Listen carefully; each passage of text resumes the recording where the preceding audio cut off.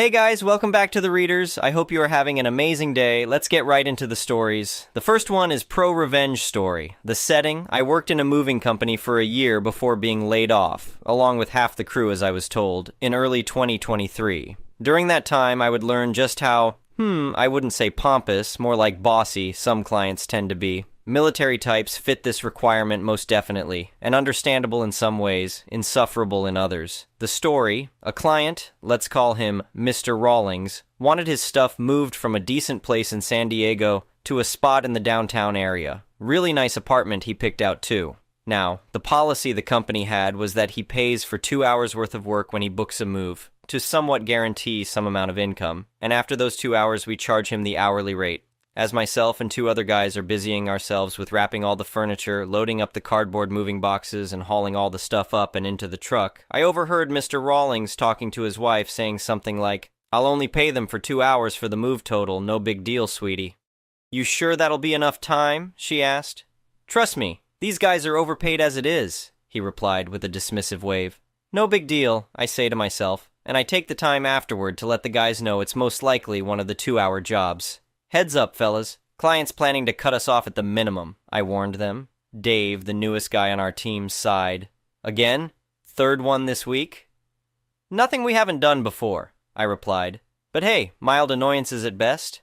An hour passes and everything is loaded up in time. I write down the times, started the truck, and off we go. We don't charge them for the transportation of the move, but when we reached the destination and we found parking, Mr. Rawlings seems to be unnerved. Here's why. The apartment unit is 7 stories high, overlooking much of the downtown area, near Petco Park Stadium. However, that's not the case. It was the elevators. And said elevators are currently in use by the other tenants. With 45 minutes of the 2-hour job left to go, I already told the boys to start unloading since we figured out how to work with this. Again, I overhear Mr. Rawlings say something under his breath. Something among the lines of, "How come they didn't reserve the elevators, damn it?" Not sure if it was towards me or the apartment tenants, but given that he's had that kind of attitude since we started, I was suspicious that those words were aimed at me and the crew. So, what does he do?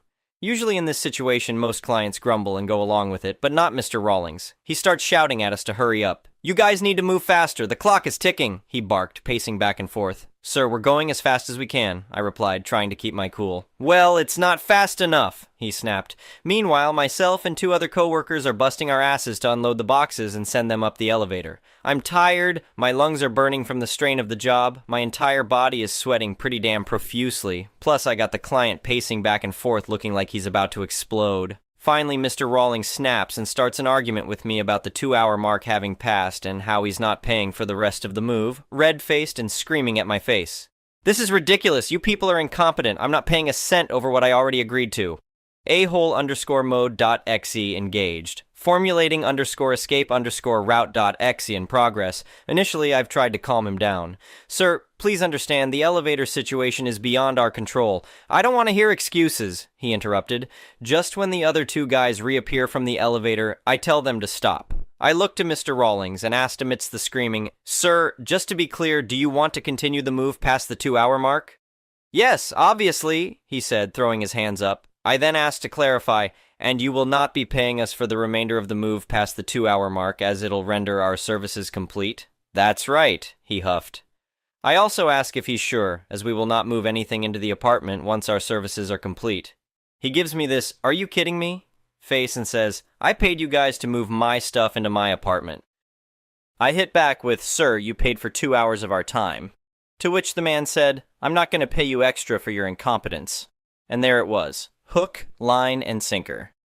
"Dave, hold up with that box," I called to my coworker who was about to head into the elevator. I radioed Central, let them know my times for the move, and also notified them of the completion of the contract. Once that was done, I gathered up the paperwork, had him fill it out. He signed with a flourish, then stormed off back up the elevator, most likely satisfied at his skill in negotiations. Once that was done, I told the boys to unload again, this time into the street. "Wait, what are we doing?" asked Mike, my other coworker. "Exactly what he paid for," I replied with a grim smile. "But you might ask, why would you throw out this man's furniture into the street? That's a pretty mean thing to do." Good question. I love these questions Reddit doesn't really ask, and here's why. Because now that he signed the papers releasing us from the contract, his things essentially are now his things in our truck. There was nowhere else to put them except on the street. When he finally put two and two together, we had already unloaded the last of his things from the truck in about 15 minutes, which wasn't too bad. Another half hour and we would have been done and over with the whole move. But sadly, that wasn't the case. After arranging Mr. Rawlings' boxes and some furniture neatly and in an organized fashion on the sidewalk, strapping the moving equipment down and taking pictures of the back of the truck to prove we didn't take anything, I got onto the truck with my guys and drove off back to Central. As we pulled away, I saw Mr. Rawlings burst out of the building's front door, his face redder than before. "You can't do this!" he shouted after us. "This is outrageous!" Dave rolled down his window and called back, "Sir, you got exactly what you paid for. 2 hours of moving service." Back at the warehouse, we drank all the water we could find, ate through our lunches and then some, and clocked out. Later that week, I heard Mr. Rawlings filed a complaint, but since he'd signed the completion paperwork clearly stating the job was done, there wasn't much the company could do. Sometimes a simple revenge is the sweetest. The next one is an entitled people story. I never thought I'd be dealing with someone who would literally try to steal my property by calling the cops on me, but here we are. This happened at my riverfront cabin that I inherited from my grandfather about 3 years ago. The place sits on about 2 acres right along the river with a private dock and everything. It's been in my family for decades, and I have all the paperwork to prove it. The trouble started when I decided to spend a long weekend at the cabin doing some maintenance work. I'd been putting off fixing the dock and clearing some fallen branches from the last storm. It was early morning when I got there, maybe around 7 a.m., and I immediately noticed something was off. There was a bright yellow inflatable raft tied to my dock, and I could see someone had set up what looked like a small camping setup on my property near the water. At first, I figured maybe someone had an emergency or got lost on the river. People sometimes end up on private property by accident, especially during high water when the usual landmarks get obscured. I walked down toward the water to see what was going on, and that's when I met her. This woman, probably in her 50s with that particular haircut that screams entitlement, was sitting in a folding chair next to a portable table with what looked like a full breakfast spread. She had on expensive-looking activewear and was sipping coffee from a thermos like she owned the place. When she saw me approaching, instead of the embarrassed apology I was expecting, she stood up and put her hands on her hips. The conversation that followed was so absurd I'm still not sure I believe it happened. She informed me that I was trespassing on her property and needed to leave immediately. When I explained that this was actually my land and showed her the no trespassing signs clearly visible from the water, she doubled down. According to her, she'd been coming to this spot for years and had established squatters' rights. She claimed that since the previous owner never bothered her, the property was now legally hers through adverse possession. Now, I'm no lawyer, but I know enough to understand that adverse possession requires a lot more than just showing up occasionally for a few years. You need continuous, open, and hostile occupation for a specific period of time that varies by state, and it definitely doesn't apply to someone who just floats by in a raft sometimes. But she was absolutely convinced she was right. The situation escalated quickly. She started taking pictures of me with her phone, claiming she was documenting my illegal presence on her land. She threatened to call the police if I didn't leave within 10 minutes. I tried reasoning with her, explaining that I had the deed, property tax records, and insurance documents to prove ownership, but she wasn't hearing any of it. That's when she made the call. Right in front of me, she dialed 911 and reported that there was an intruder on her private riverfront property who was refusing to leave. She gave them my license plate number and described me as threatening and possibly dangerous. The whole time she's talking to the dispatcher, she's staring me down like she just checkmated me in some cosmic game of chess. But here's where her plan started to backfire and where my malicious compliance kicked in. The dispatcher asked for the property address to send officers, and she confidently rattled off my address. She then insisted that the police needed to remove me from her land immediately and that she had every right to be there. The dispatcher, probably following protocol, told her that officers would be dispatched but that she should avoid any confrontation and wait at a safe distance until they arrived. And this is where she made her crucial mistake. She demanded that I stay exactly where I was until the police got there so they could arrest me for trespassing. So I complied, maliciously. I sat down on my own front porch, pulled out my phone, and started making some calls of my own. First, I called my insurance company to get them to email me a current policy declaration showing the property address and my name as the insured. Then I called the county assessor's office and had them email me a current property tax statement. Finally, I called my lawyer, who I'd worked with when settling my grandfather's estate, and explained the situation. My lawyer thought it was hilarious and agreed to join me via video call when the police arrived. He also suggested I pull up the property boundaries on the county's GIS mapping system, which clearly showed my property lines and the fact that this woman was definitely on my land. While I was organizing my documentation, she was getting more and more agitated. She kept checking her phone and pacing around, probably wondering why I wasn't panicking or trying to flee. Every few minutes, she'd yell something about how I was going to jail and how she was going to sue me for everything I was worth. About 45 minutes later, 2 sheriff's deputies showed up. They parked in my driveway and walked down toward the water where she was waiting. I stayed on the porch exactly as she'd demanded. From where I was sitting, I could see her pointing at me and gesticulating wildly as she explained her version of events to the officers. One of the deputies walked up to me and asked for identification and an explanation of why I was there. I handed over my driver's license, which showed the same address as the property we were standing on, and explained that I was the property owner.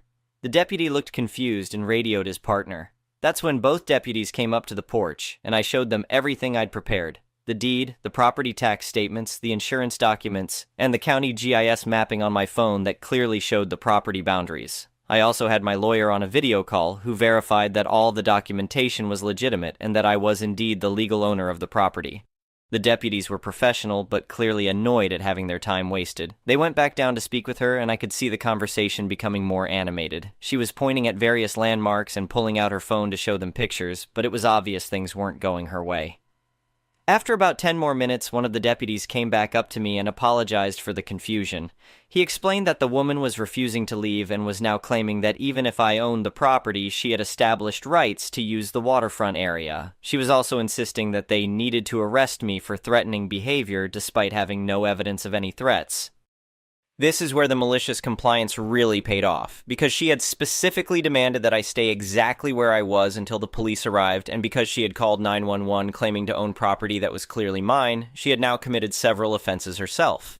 The deputy explained that she could be charged with filing a false police report, trespassing, and potentially theft of services for wasting emergency resources. But it got better. When they tried to get her to pack up her camping setup and leave, she refused. She planted herself in that folding chair and declared that she wasn't going anywhere. This forced the deputies to arrest her for trespassing on private property, which was exactly what she'd wanted them to do to me. The irony was perfect. She'd called the police to have me arrested for trespassing on what she claimed was her property, demanded I stay put until they arrived, and ended up being the one arrested for trespassing on property that was definitely mine. As they were putting her in handcuffs, she was still insisting that she had rights to the property and that this was all some kind of conspiracy. The deputies had to physically remove her camping gear and untie her raft from my dock. They asked if I wanted to press charges, and honestly, after the morning I'd had, I said yes to everything they offered. The whole incident took about 2 hours from start to finish. After the deputies left with her in custody, I finally got to start the maintenance work I'd actually come there to do. But first, I installed a security camera system that covered the dock area and put up some additional no trespassing signs that were bigger and more visible from the water. My lawyer later told me that she tried to fight the charges, claiming she had documentation proving her right to use the property. Apparently, her evidence consisted of some photos she'd taken over the years and a printed Google Maps screenshot with the area circled. The judge was not impressed. She ended up pleading guilty to filing a false police report and trespassing, got hit with fines, court costs, and community service. She also had to pay restitution for the emergency services she wasted. The whole thing probably cost her more than just finding a legal place to enjoy the river. The best part is that I later found out from neighbors that she'd been doing this kind of thing to other property owners along the river for years. She'd find a nice spot, set up her little camping area, and then claim squatters' rights if anyone complained. Most people just asked her to leave rather than deal with the hassle, so she'd gotten away with it for a long time. But because she escalated it to calling 911 and making false claims to law enforcement, she'd finally crossed a line that had real consequences. The county sheriff's office apparently flagged her as a problem individual, so any future complaints involving her would be taken very seriously. I still go to the cabin regularly, and I've never had another problem with unauthorized visitors. The security cameras give me peace of mind, and the bigger signs seem to be doing their job. Sometimes I sit on that same porch where I waited for the police and think about how perfectly her own demands backfired on her. The moral of the story is simple. If you're going to try to steal someone's property by calling the cops on them, Make sure you actually have some legal right to be there first, and definitely don't demand that your victims stay put to wait for their own arrest, because that level of confidence in your bogus claim might just be what gets you arrested instead. The next one is a malicious compliance story. Years ago, I worked in a meatpacking plant as a supervisor. It had its ups and downs, but overall it was good, until a new production manager was hired. We'll call him Bob. Bob didn't come from the floor, or even leadership. He had an engineering background. Whatever, I'll try to keep an open mind. Well, my mind was only open for about 4.5 minds. First day, first time meeting, he declares he's going to right the ship. Sure thing, boss. Right that ship that is already sailing in the right direction. He declares that going forward there will be no more OT. He states we are pissing away money with the amount of OT pay. I asked for clarification, what about vacation coverage, sick calls, etc.? He replies, no OT, no exceptions. Sure thing, boss man. Now I should point out, the department his work in is massive. My direct team at that time was 70 people. There were other rooms that other supervisors looked after for a total of 220-ish employees. Now, I'm assuming all of you reading this are infinitely smarter than Bob and have figured out that with a team that size, we don't just get one sick call, we average 7 per day. Vacations? 10% of the workforce was our cutoff. Usually we hovered at 12 people a day, not to mention leaves of absence, people leaving early, etc. So, on Friday I went to Bob one last time. I let him know that we are going to be short 19 people next week and asked once more for him to approve OT. I got a flat no in response. I considered going above him, but I figured letting the guy drown would be better. I didn't ask for OT. Employees were coming up to me. Boss, are you sure there's no OT next week? Yes, I'm sure Bob wants it that way. Come next week. 2 production lines aren't running. Bob comes to me upset, demanding to know why 2 of the lines aren't running. Is his mechanical downtime? No, Bob, I have no one to run the line. He stammers something about staffing appropriately and having better planning. I asked you multiple times to approve OT. You said no each time. I was just following your direction. Cue the angry storm off, with him yelling, get some ducking people in here. Anyways, I then have to call people at home and schedule OT for the rest of the week because Bob sunk our ship instead of righting it. I couldn't staff those 2 lines that day. For those wondering, not running those 2 lines that day lost the company $120,000. No, I'm not exaggerating. Bob gets a strip torn off him by his boss, a guy I've known at that time for 10 years. He came and spoke to me about it outside. We both smoke. What the duck was he thinking? I thought engineers were supposed to be smart? I choked on my cigarette laughing. Bob lasted about 3 months. The next one is an entitled people story. When you sell a property, the seller is required to disclose all material information about the house. Banks selling foreclosed properties have one little bit of wiggle room in that disclosure is required only for known material information, and there is no requirement to perform house inspections. If there is a known issue, then it must be disclosed, but there is no specific obligation to go looking for known issues. This is fine if the property is formally and clearly sold as is, and potential buyers are always free to arrange for a home inspection from anybody they choose on their own dime. At the time, these ran about $300, and any rational person would have one done before paying $150,000 for a house. We were assigned a house that had been vacant for a while. On first inspection, it was clean, secure, winterized with no obvious defects. Houses that looked like they needed only minimal repairs were sold as is, told that listing information was not guaranteed and buyers were required to verify all information, and they should get a home inspection as a condition to closing. One of the things we did was check with the city in this particular area to see if a house was on city water, sewer, well, septic, or a hybrid of the two. We have to do this to see if there are any unpaid water sewer bills that have to be resolved before closing. The city told us that the property was on municipal water and sewer and there were no outstanding bills, so the house was listed accordingly. We had a money-conscious person who wanted to buy the house, but he didn't want to hassle with a real estate agent to represent him, so he had our office handle both sides of the transaction. Common, and not usually a problem. But there are legal and ethical issues that have to be addressed, requiring a series of disclosures that have to be signed. 1. Buyer acknowledges that we represent the seller, not the buyer. We do not represent the buyer. We will be fair, open, honest, transparent, ethical, and legally compliant in every way, but our duty is to the seller first. Sign here. 2. The information on the listing sheet is not guaranteed to be accurate to the best of our knowledge. Buyers should independently verify all information. Sign here. 3. The property is sold as is. Buyer accepts all risks. Sign here. 4. We, the seller's agent, are explicitly telling the buyer that he should get a home inspection prior to closing. We do not know the condition of any of the mechanicals or structure beyond what is casually visible. Get a home inspection. We are telling you that you should get a home inspection. It is in your best interest to get a home inspection. You really should have the home inspected. You acknowledge that we told you to get one. Sign here. The buyer did not get a home inspection. He didn't even test anything before closing. The property was still winterized, so there was no running water, and he de-winterized it himself after closing and moved in. A month later, the well failed. We had no idea the house was on well. The city had told us it wasn't, and the wellhead was buried in snow, so it wasn't seen. The buyer himself called the city and was told that it was on city. Apparently there was city water available, but had never actually been connected to the property. But the city had marked down that it had been. Government error.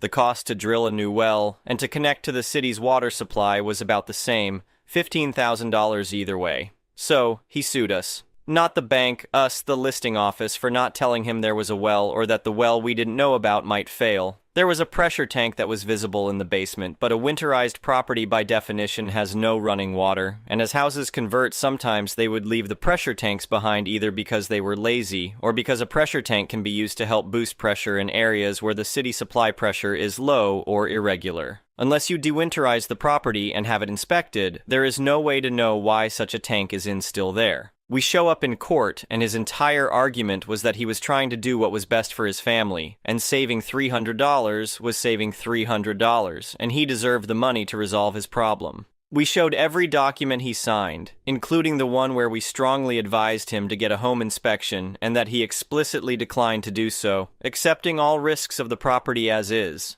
The judge hated banks and actually ran for the seat by telling voters he was going to punish predatory banks who mistreated people by requiring them to pay their mortgage. He openly said he sympathized with the buyer and openly stated that he wished there was some way to find in his favor, but legally it was clear that he ignored professional advice and accepted the risk, so he had no grounds to win. He apologized but ruled against him. However, he went out of his way to explain, "I am dismissing this case without prejudice. This means that if you can come up with any other evidence or reasoning to support your case, then you can come back and refile. I hope to see you soon." We never heard from him again. Edited to add, the judge hated banks, but the guy wasn't suing the banks. He thought suing us, the listing agent, would be easy since we didn't have thousands of lawyers. The judge was somehow hoping that punishing us would stick it to the banks. It did not work that way. The next one is an entitled parent story. He's ugly. I never want to see him again. Well, shout out to the click. I found the courage to share this BC of his videos. Thanks, I guess. BC, this is insane. I apologize if my English is a bit wonky and not the best. BC, it's not my first language. I hope I'm in the right to post this here. It's my first post anywhere on Reddit. This is gonna probably a long story. I try to keep it as short as possible, but there's a lot of BS. Be prepared for entitled parents that are insanely stupid. The first part is mostly after the stories after my NB20 mom, F53. It all started with my mom meeting my dad, in the following referred as Mark, in a club back in 2004. The first red flag is that Mark, M43, actually lied of his age, making him like 5 years older, small ego igj lol. Later that time, my mom found out by seeing his ID, accordingly to my memory. They continued to see each other. When my mother found out that she was preggo, Mark gave my mother the choice of choosing between the relationship or me. She decided to have a baby instead of staying with this excuse of a human. Abortion was not an option for my mom. He was drunk when he asked this, I believe. So after this, my mom went through the pregnancy with some issues, but they're not really a topic in this subreddit. I can keep it short with a way to early birth and some severe allergies, IG. Mark didn't care be taking a part in the parenting and stuff, so my mom went to a lawyer to get the full custody, like after a year or STH. It went very bad, like to the point that my mom went to court, and Mark actually tried to deny being my biological dad. It went way north than it could have. In the end, Mark was forced to do a father's test to check the DNA and stuff. Until the results of him being my father and the court sentencing him for paying child support he actually didn't pay. Yes, my single mom had to care of a teenager and a toddler at the same time while working full hours to have food and a roof over our heads. I wish I could call this the end, but there's way more to go, so after having the full custody over me, I BTW were sick like hell during that time, having allergic asthma to mold in our apartment. My mom had to do so much to give us a home and food. I'm nowadays very thankful for this, even though my mom and I had a very own difficult time together. I have to say, I was a typical ADHD person, which I have also diagnosed since I was a child. A few years later, Mark had found a new girlfriend. I was around 7 years old and had unknowingly become an older sibling. It was in the summer holiday when my mother and I talked about that Mark never wanted to have contact with me. She was very transparent, LOL, when it was about Mark. She wanted to make sure that I didn't think that it was her fault blocking of the contact with Mark, so we made plans with other families, which were our friends at those times, to do a vacation together in another village a few hours away from home. It was a bit like renting a house, but with a whole village of houses and different people booking there. The drive to the vacation happened to be not that far away, where Mark and his new girlfriend lived with a newborn baby, so at the way to the vacation we would do a small stop that I can talk with Mark. My 7-year-old ass, packed with my small bag, my old Nokia C24 or so, very old, very undestructible, and a very ADHD mindset, my mom brought me to the front door of his house and rang the doorbell. After Mark decided to open the door and my mom told him to talk to his child, that he doesn't want to have contact with me, she went back to the car and waited for me to call her when the conversation had ended. The so-said conversation ended after like 5 minutes in where Mark didn't even talk to me for straight 3 minutes. I don't remember the convo very well, BC, it was just no conversation. But I do remember very well the moment I got back to the car, tears to my eyes, talking to my mom the second I got in the car. He's ugly! I never want to see him again! Nowadays I just laugh at it, but back then it was really hurtful for a 7-year-old child to experience this kind of interaction with a parent. Since then, a few years later, he broke up with his partner he had a child with. Almost the second my mom found out, we tried to contact the mother, turning out, Mark never told them, that he has an older child already. So my younger sis, which just turned 13 a few weeks ago, didn't know about having a sibling. It was around 2020 around Christmas when we first met them in person. And as far as it goes, relationship has been great. I really love my younger sis, even if we didn't had that much time together as we could. And sometimes it's difficult, BC, of the distance of 3-hour car rides just to get there, but it still doesn't end there. Turns out that my father stopped paying child support because I have the right, as a student, to get support from government in form of money. To explain shortly, I get like $800 in a month, but I can only use half of it. The other half of every month I need to pay back later when I finish studying. So, yeah, he's doing the same thing again, like when I was a toddler. He got sentenced for not paying child support, this absolute moron. And I'll not even talk about him doing documents the wrong way. He originally has to pay more than he did because he faked documents, LOL. I went to a lawyer with my mom about it. Maybe there's going to be an update in the future on this. At least I have a wonderful younger sibling that I really love, even though it's not like every other relationship. My past wasn't always this nice, I have to say, but I'm really glad to have people like my older and younger sister and also my mom. They really don't get enough credit for all they have done for me. But in the end, my 7-year-old self was right until now. I'd appear to never meet him again until now, and I hope it stays this way. The next one is an entitled people story. I work in a pretty busy office where everyone is glued to their phones and laptops all day. There's this one guy, let's call him Dave, who never brings his own charger. Ever. Instead, he makes the rounds, borrowing other people's chargers off their desks without asking.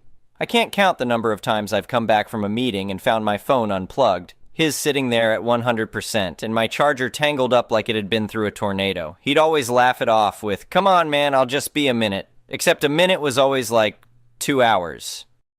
So I decided I'd had enough. I dug out my old phone charger from home, one that was incredibly slow. I mean, it would take 30 minutes to charge 5%. It looked identical to my regular fast charger, so I swapped it in and left it plugged into my desk. Sure enough, Dave swoops by later that day like a vulture, unplugs my phone, and sets his up. I just sat back and watched as he kept checking his screen every 10 minutes with a more and more annoyed look on his face. An hour later, he slams it down and goes, "Is your charger broken or something? This thing isn't charging at all." I just shrugged and said, "Weird, it works fine for me." Plugged my phone back in, let it crawl up a whopping 2%, and carried on. For the next week, Dave kept borrowing my decoy charger and complaining non-stop about how slow the outlets must be in this building. Meanwhile, I kept my real fast charger in my bag and charged my phone privately whenever he wasn't around. Eventually, he gave up and finally brought his own, and just like that, peace was restored. Anyway,